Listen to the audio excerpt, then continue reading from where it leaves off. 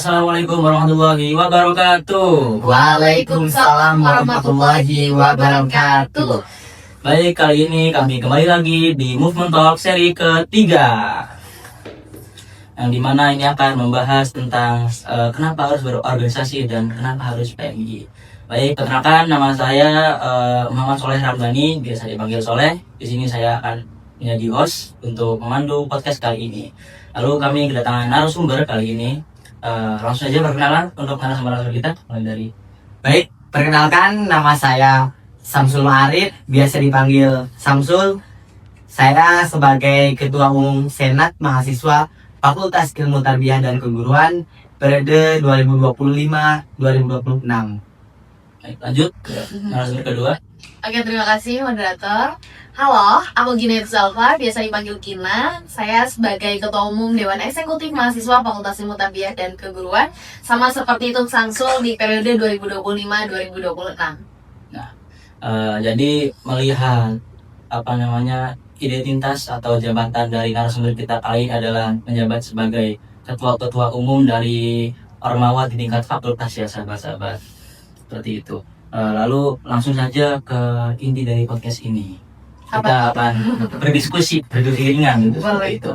Berdiskusikan tentang kenapa harus berorganisasi gitu, dan kenapa harus ber-PMI dan kenapa harus PMI. Nah, ya. Menurut sahabat-sahabat, kenapa sih mahasiswa itu perlu aktif berorganisasi dan apa manfaatnya buat pengembangan diri mereka sendiri? Boleh dari siapa? Boleh? Berangkat dari Samsul? Kemungkinan Oh, Dari boleh. Oke, boleh. Dari aku sendiri yang menjawab pertanyaan dari host kita mengenai kenapa kita harus berorganisasi ya. Kalau menurut aku, kenapa kita harus berorganisasi? Karena banyak hal ya yang nggak dipelajarin di dalam kelas gitu. Iya, betul. Banyak hal yang kita terima itu atau eksekusinya itu nyatanya ternyata ketika menghadapi secara langsung gitu. Kalau di kelas kan kita banyak mempelajarinya secara teori, kemudian bagaimana pemahaman mengenai keilmuan itu memang sangat penting bagi kita, apalagi kita di ranah pendidikan ya, di ranah ilmu tarbiyah dan keguruan gitu. Tapi banyak hal ketika nanti kenyataannya kita juga harus bisa secara lapangannya, dan secara lapangan itu lebih banyak dipelajari di organisasi gitu, dan menghadapi langsung juga bagaimana cara kita menyelesaikan masalah, kemudian bagaimana cara kita mengetahui ternyata oh seperti ini ketika di lapangan gitu. Nggak semua hal itu dipelajari di kelas gitu. Banyak ketika misalnya kita sudah memahami di kelas seperti ini, tapi belum tentu kita bisa melaksanakannya, belum tentu kita bisa menerapkannya atau mengaplikasikannya dalam kehidupan kita sehari-hari gitu. Sedangkan kedepannya apa yang kita bakal hadapin, apa yang bakal kita jadiin tantangan itu ya bagaimana cara kita terjun di lapangannya gitu. Dan di organisasi itu mempelajari itu gitu. Jadi sangat relevan bagi kita yang harus berorganisasi. Harus berorganisasi. Betul. Dan kalau misalkan pertanyaannya kenapa harus PMI? Kalau menurut aku ya harus PMI gitu. Karena di PMI banyak hal yang memang dipelajari pula gitu, dan itu tidak dipelajari di kelas gitu. Pemahaman mengenai agama, pemahaman mengenai bagaimana sih cara kita untuk terus bergerak, dan bagaimana cara kita untuk selalu teguh pada prinsip, setia kepada proses gitu. Semua itu kan dipelajari di PMI gitu. Jadi menurutku ya kita harus PMI sih, gitu sih. Itu sih seperti itu dari aku. Jadi menurut narasumber kita itu bahwasanya organisasi adalah sebagai implementasi kita gitu dari Betul. teori-teori yang kita dapatkan di ruang-ruang kelas, seperti itu. Dan banyak teori-teori yang menurutku nggak semuanya di kelas dipelajari gitu. Di kelas kan kita dari berbagai macam jurusan ya, pasti membahasnya mengenai ya titik fokusnya mengenai pembelajaran yang di jurusan tersebut. Kayak aku di biologi berarti fokusnya terkait ke biologiannya. Kalau misalkan ada yang ke fakultas ya ke fakultasannya, ke universitasannya gitu. Tapi kan ketika mempelajari mengenai kehidupan emang hanya fokus di titik ruang kelas aja kan enggak. Kehidupan kan lebih luas ya. Jadi itu dipelajarinya di organisasi gitu. Karena organisasi ya di luar ruang kelas dan itu lebih luas jangkauannya gitu. Kalau di ruang kelas kan hanya itu saja gitu. Makanya kita harus ikut organisasi gitu karena masih sangat relevan untuk kita mempelajari banyak hal yang dipelajari di organisasi. Seperti itu, sahabat-sahabat. Bagaimana Tum Samsul, apakah ingin menanggapi atau menambahkan itu dari statement Regina? mungkin kalau dari aku pribadi ya, organisasi ini bukan hanya sekedar kita sibuk, tapi organisasi adalah ruang untuk kita untuk tumbuh. Bahkan mahasiswa sekarang itu banyak menjadikan organisasi itu atau untuk mengikuti organisasi itu mereka itu ragu karena takut disibukkan, menambah kesibukan mereka. Tapi di sini kita belajar mengikuti organisasi itu bahwasanya justru untuk ikut organisasi itu menambahkan daya kepemimpinan kita, daya pikir kritis kita, dan relasi yang akan kita dapatkan di organisasi ini sangat banyak. Padahal organisasi ini justru membuat kita menjadi nyata dalam hal kehidupan. Bagaimana kita memanage waktu, memanage diri kita sendiri. Karena ketika kita di organisasi, kita bakal menghadapi berbagai pikiran ataupun opini-opini yang akan dihadirkan dari setiap orang itu berbeda-beda. Dan itulah bagaimana kita memanage diri kita untuk tidak melawan ego. Itu yang sangat penting untuk mengikuti organisasi. Apalagi memanage waktu. Ketika ada yang berbicara organisasi itu sibuk, justru kita akan dihadapi oleh kenyataan bagaimana cara memanage waktu tersebut antara perkuliahan, organisasi, ataupun kesibukan yang lainnya. Betul. Jadi menurut Bang Saul sendiri ini organisasi itu untuk memanage diri kita sendiri, juga organisasi ini untuk memanage waktu kita gitu. Belum tentu kita yang tidak berorganisasi gitu misalkan itu waktunya tuh ya terbuang sia-sia gitu loh. Cuman sibuk buat scroll gitu. Iya. Ya kan? Setuju banget itu soal yang manage waktu gitu. Karena yang manage waktu kalau dari aku sendiri ya, semakin waktu aku luang, semakin aku menunda-nunda pekerjaan. Jadi semakin padat apa yang harus kita kerjakan, jadi kita kedorong tuh kayak, oh jam segini tuh tugas kuliah tuh harus selesai. Karena habis ini aku mau ngerjain tugas organisasi gitu. Oh jam segini tuh tugas organisasi harus selesai karena aku mau ngerjain tugas komunitas misalnya gitu.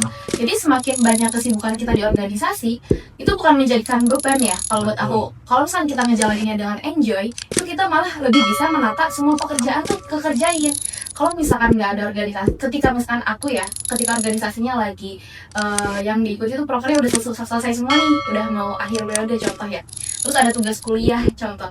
Nah, ketika ada tugas kuliah kemudian nggak ada kegiatan yang dilaksanain, malah nunda-nunda tugas kuliah kayak udahlah nanti masih ada waktu berapa jam, gitu. Jadi merasa masih panjang lah waktunya, nggak padat gitu. Semakin padat waktu semakin kita bisa mengerjakan semua hal sih kalau buat aku gitu. Ketika ada deadline gitu. Nah iya gitu. Semakin ada deadline apa yang harus dikerjakan, semakin semuanya cepat dikerjakan gitu.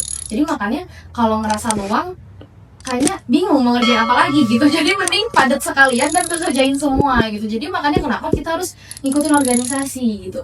Kalau misalnya kita pusing di satu tempat, mari kita cari kepusingan di tempat lain. Kan gitu ya.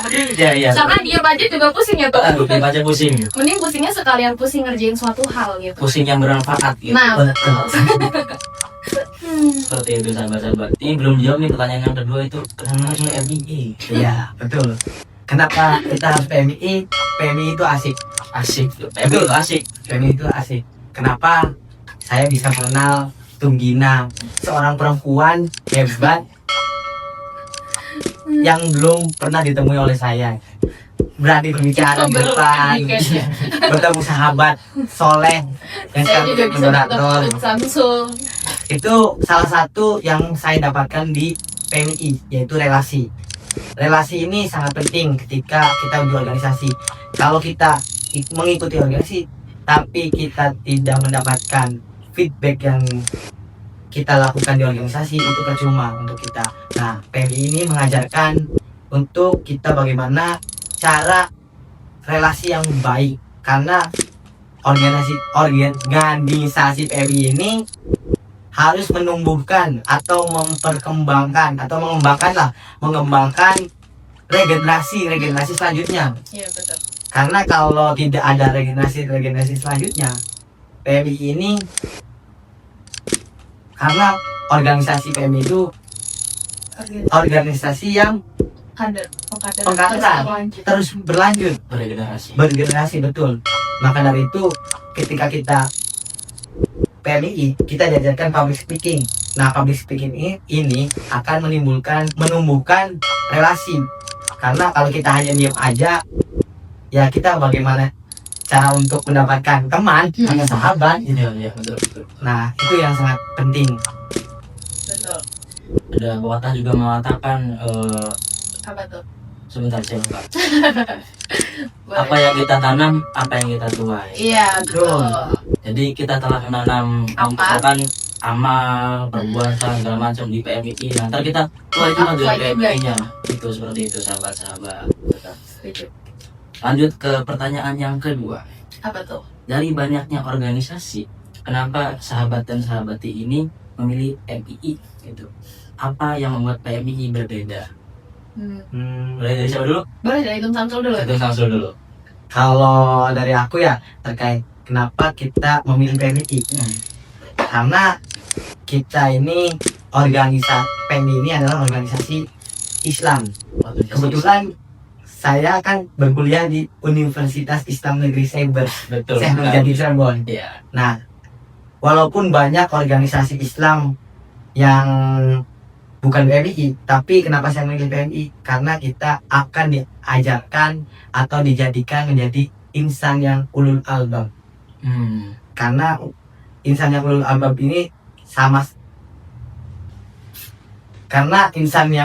ini seperti tujuan PMI, terbentuknya pribadi muslim. Pribadi muslim itu ya diri kita sendiri.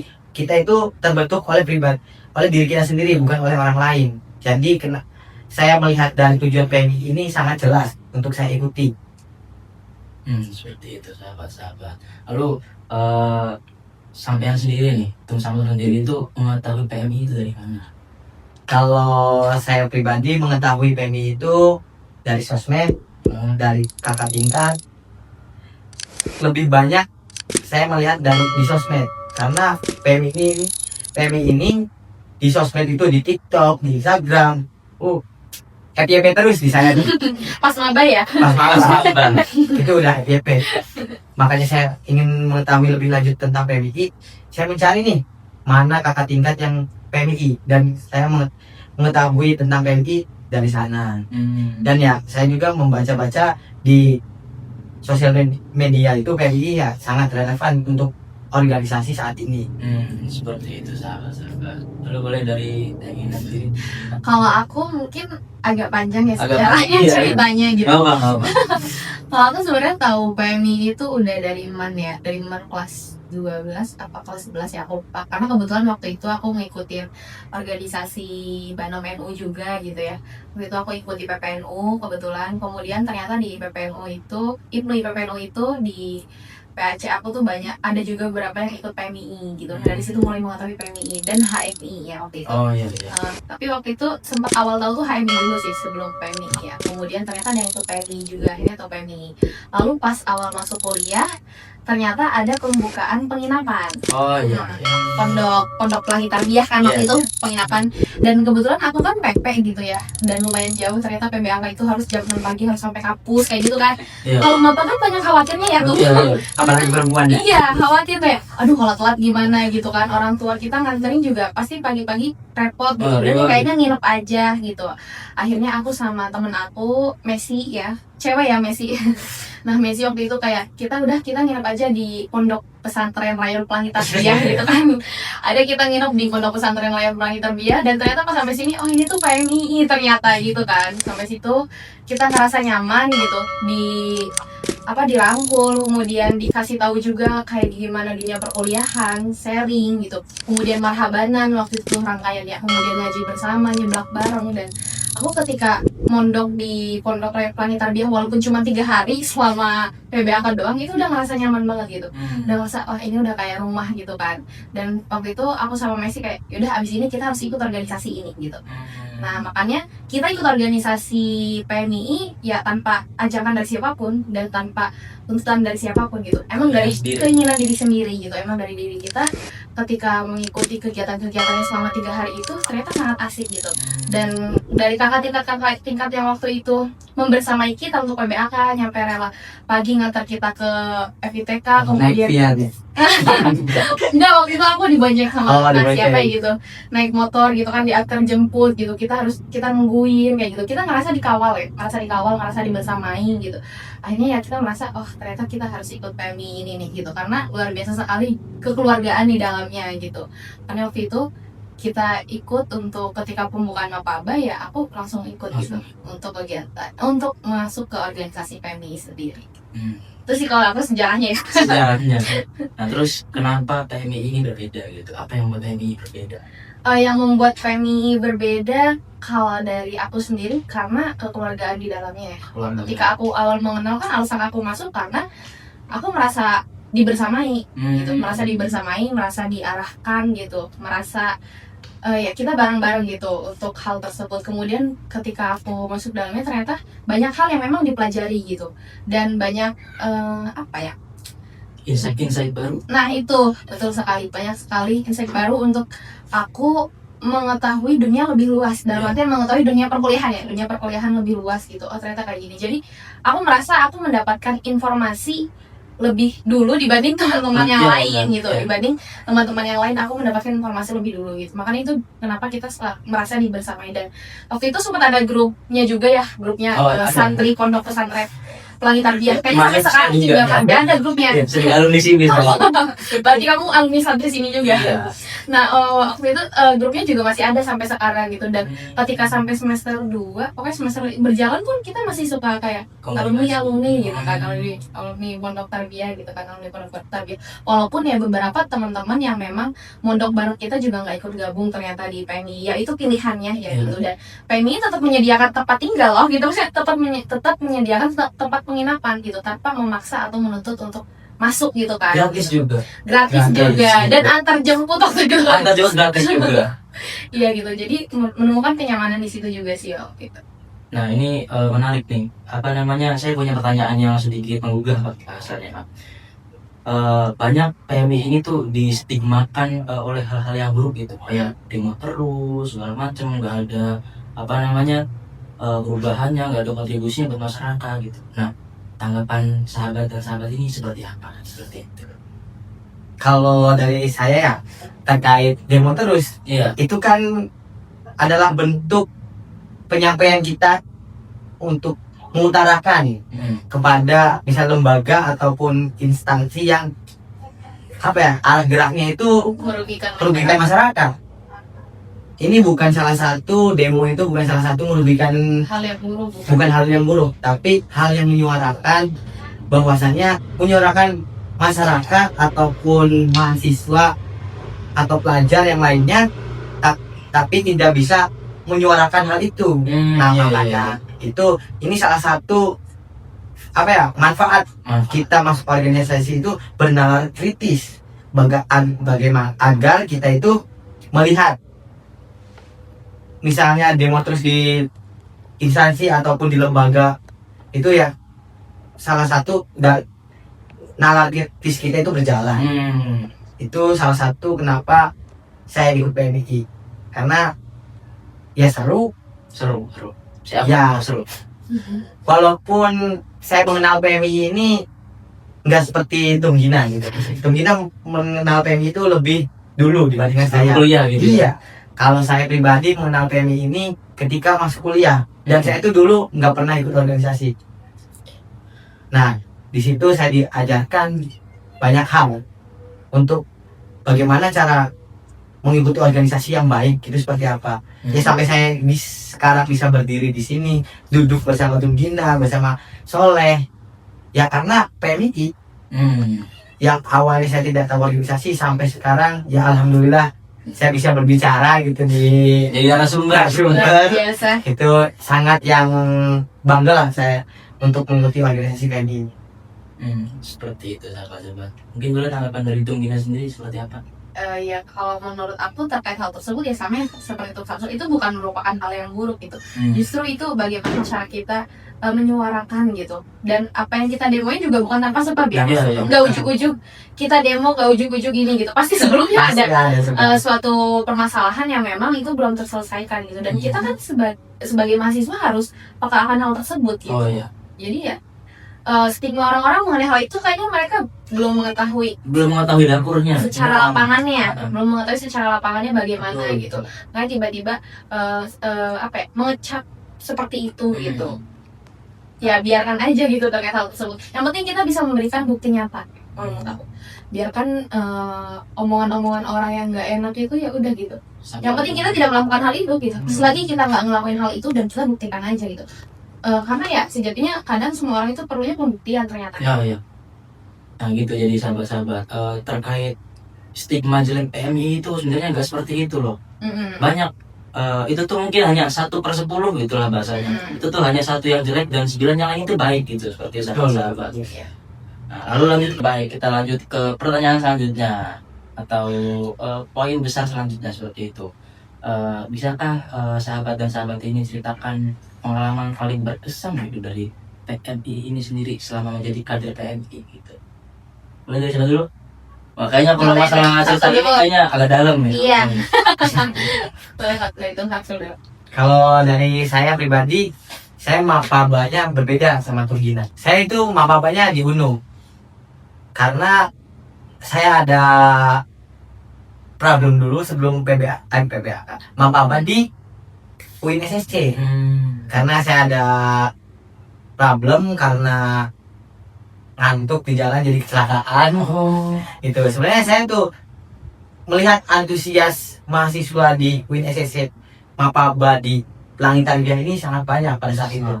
Namun saya tidak diizinkan oleh Allah mungkin untuk mapaba di UIN-SSC, jadi saya itu mapaba di UNU. Dan saya di sana pengalaman pertama saya itu organisasi itu yang menyenangkan, walaupun saya berbeda dari instansi yang mengadakan tersebut, tapi saya diterima dengan baik. Dan di situ ya banyak lah, bukan hanya dari kampus yang mengadakannya saja, tapi dari berbagai kampus juga ada gitu yang mengikuti di UNU. Ya di situ salah satunya relasi yang saya dapatkan itu pertemanan, persahabatan selama 3 hari mapaba, diajarkan cara memahami teman, cara agar ego kita lebih baik itu bagaimana, itu di sana. Dan selanjutnya itu pengalaman yang saya rasakan ketika ada acara kajian. Setiap sore kan di kampus itu selalu mengajarkan kajian. Itu antusiasnya waktu saya maba itu sangat luar biasa itu. Ya sampai saat ini juga masih alhamdulillah berjalan. Setiap sore itu salah satu bentuk apa ya, jadi pusat perhatian mahasiswa gitu. Iya. Ya jadi dari berbagai jurusan kita disatukan di kajian tersebut. Itu kan menumbuhkan rasa pertemanan, persahabatan yang apa ya, secara keluarga itu terasa banget di sana. Ada kekeluargaan. Nah di situ saya waktu itu emang saya nggak punya uang, dan di situ saya bagaimana caranya bisa merokok. Dan yang sahabat-sahabat saya di sana itu alhamdulillahnya itu baik-baik. Jadi memberikan rokok, es. Jadi kita yang nggak punya uang itu ya alhamdulillah gitu, dikasih makan, dikasih rokok, dikasih es di tempat kajian. Ya walaupun ada pemateri ya kita sambil mendengarkan materi Santai. Jadi nggak dibawa seperti di perkuliahan. Di jam kuliah itu ya apa ya, kita kayak mau nonton gitu. Nonton. Tapi ketika kita di luar berdialektika itu ya sangat apa ya, kerasa gitu. TikTok itu. Tektokannya tuh menyenangkan, dari sini bersuara, di sini berpendapat. Wah itu sangat menyenangkan Gitu. Jadi untuk sahabat-sahabat yang mau tahu, mapaba itu sendiri adalah masa penerimaan mahasiswa baru yang tadi disinggung oleh Tub Samsul. Gitu. Dan masa penerimaan anggota baru, siswa baru. Masa penerimaan anggota baru seperti itu sahabat-sahabat. Jadi menurut Tub Samsul sendiri itu rasa kekeluargaannya itu loh, luar biasa sekali. Baik di kajian, ketika mapaba dan dimanapun itu cerita yang mungkin berkesan dari Tub Samsul. Ini mulai dari Tumina sendiri. Kalau dari aku ya berarti kesannya udah kesan awal ya ketika aku menjadi santri Oh iya, pelangi tarbiyah itu kan udah menjadi kesan awal sebelum aku mapaba gitu. Dan ternyata kesan-kesan selanjutnya itu dilanjut juga ketika mapaba gitu kan. Waktu itu ketika mapaba kebetulan karena aku dari jurusan biologi itu ada namanya praktikum, itu nggak bisa ditinggalin ya. Nah waktu itu mapaba tuh bentrok juga dengan praktikum gitu. Tapi ternyata ya itu bukan menjadi suatu halangan buat kita bisa mengikuti mapaba gitu. Dari teman-teman biologi waktu itu bisa ikut mapaba juga gitu, walaupun kita menyusul jamnya gitu. Dan ketika mapaba waktu itu kita banyakan banget ya, sekitar 200 lebih ya, betul nggak? Sahabat yang ada di sini. Terus sekitar 200 lebih waktu itu, karena ya aku ikut mapabanya bareng di Pelangi Tarbiyah juga gitu. 200 lebih di satu tempat aula yang sama gitu di PCNU gitu. Dan waktu itu banyak hal yang memang materi-materi yang ternyata baru aku tahu gitu, kayak mengenai gender, ternyata seks dan gender itu berbeda gitu. Itu karena aku baru mengenal hal tersebut ketika aku mengikuti mapaba gitu. Itu menjadi kesan awal juga buat aku dan menjadi hal penasaran ke berikutnya gitu. Penasaran mengenai gender itu ternyata apa lebih luasnya gitu. Kemudian sedangkan seks itu apa lebih luasnya gitu. Lalu bagaimana cara kita menganalisis diri, bagaimana cara kita menganalisis sosial gitu kan. Itu ternyata ada teknik-tekniknya gitu kan ya. Nah waktu itu kan aku belum memahami dan mengetahui mengenai hal itu. Dan dari situ ketika aku mapaba pun ternyata malah ketemu sama teman-teman sendiri juga gitu. Kayak teman satu eman, oh ikut juga gitu kan. Terus waktu itu banyak kesan yang memang ketika mapaba tuh hal-hal serunya gitu. Tampil, kemudian gimana caranya kita berani untuk berbicara di depan. Lalu dilanjut setelah selesai mapaba itu ada RTL kan, rencana tindak lanjut. Nah di rencana tindak lanjut itu aku merasa dikawal sama mentor aku juga, kan waktu itu selesai mengenai RTL-nya gitu. Kita selesai MK langsung kumpul depan masjid untuk melaksanakan RTL gitu. Terus habis itu dilanjut pemahaman kita tuh udah sejauh mana, dan habis itu ada RTL semua ya, RTL angkatan ya, rencana tindak lanjut dari angkatan mapaba kita, angkatan Elijah waktu itu kebetulan aku. Nah kita ngebangun kepanitiaan gitu. Awal ngejalanin kepanitiaan di suatu organisasi di kampus ya di PMI ketika melaksanakan makrab gitu. Dan aku di situ ngebantu sahabat Umam yang jadi ketua pelaksana waktu itu gitu di bagian bendahara kan. Dan di situ mulai kedekatan secara emosionalnya terbentuk gitu. Dan aku ngerasa berkesan juga bisa kenal sama jurusan-jurusan lain. Nah, dibanding teman-teman kelas aku atau teman-teman jurusan aku, ternyata nggak semuanya kenal sama jurusan lain gitu. Nah, itu menjadi salah satu hal kita bisa membangun relasi gitu. Di PMI ya, kita berorganisasi di PMI ya bisa mengenal seluruh teman-teman dari jurusan gitu, apalagi di Fakultas Tarbiyah kan dengan jurusan banyak ya, 13 jurusan, dan kita bisa mengenal itu semua. Kalau misalkan kita nggak ber-PMI belum tentu. Kalau misalkan aku nggak ber-PMI belum tentu aku bisa mengenal teman-teman di jurusan lain, belum tentu aku bisa mengenal Tum Samsul dari jurusan PGMI gitu kan. Sedangkan tempat lokasi kita aja berbeda. Kalau aku di kampus utama, Tum Samsul di Fakultas FIPK baru kan gitu ya. Itu kan dengan lokasi yang berbeda. Karena PMI akhirnya kita dipertemukan gitu. Jadi menurutku setiap perjalanan di PMI gitu, entah itu rasa rasa galaunya gitu kan ya, atau rasa sedihnya gitu. Tapi kalau kita ngejalannya dengan riang gembira, menurut aku semuanya berkesan sampai saat ini. Itu sih. Jadi menurut kedua narasumber kita ini kekeluargaan seperti itu. Kekeluargaan yang sangat berkesan di PMI, mulai dari sebelum mapaba dan juga ketika mapaba, setelah mapaba, dan bahkan sampai saat ini juga masih berkesan gitu, seperti itu sahabat-sahabat. Dan juga bukan hanya kekeluargaannya, ilmunya juga banyak sekali seperti itu sahabat-sahabat.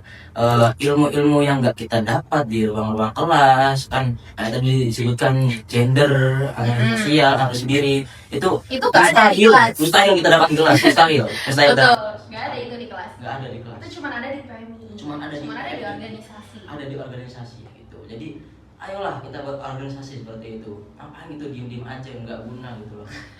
Nggak ada manfaatnya buat apa, buat lingkungan. Rebahan aja, scroll aja itu. Kalau menurut aku kita diem aja tuh capek gitu. Lebih baik capek kita digerakin. Kita diem aja juga banyak yang ngomongin.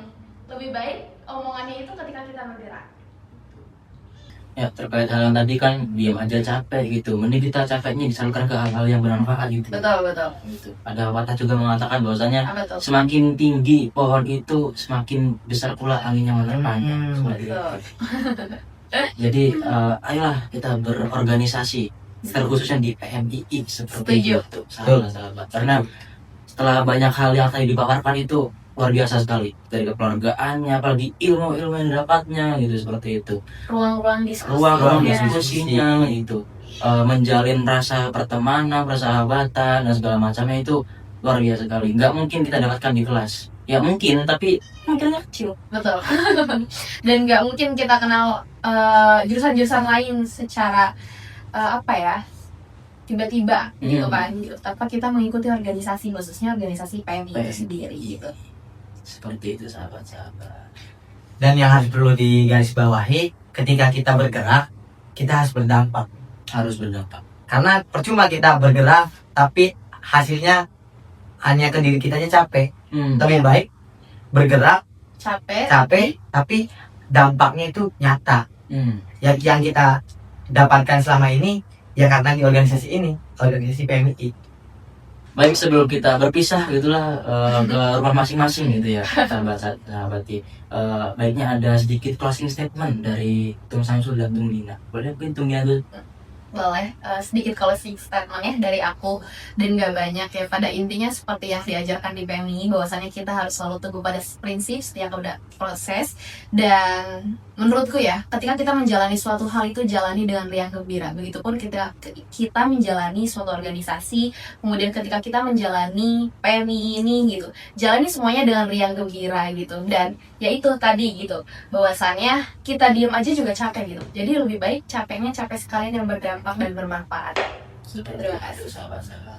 Kalau dari saya, closing statement pada podcast hari ini, kalau sudah nyemplung atau nyebur, ya siap basah. Karena hidup itu bukan soal setengah-setengah.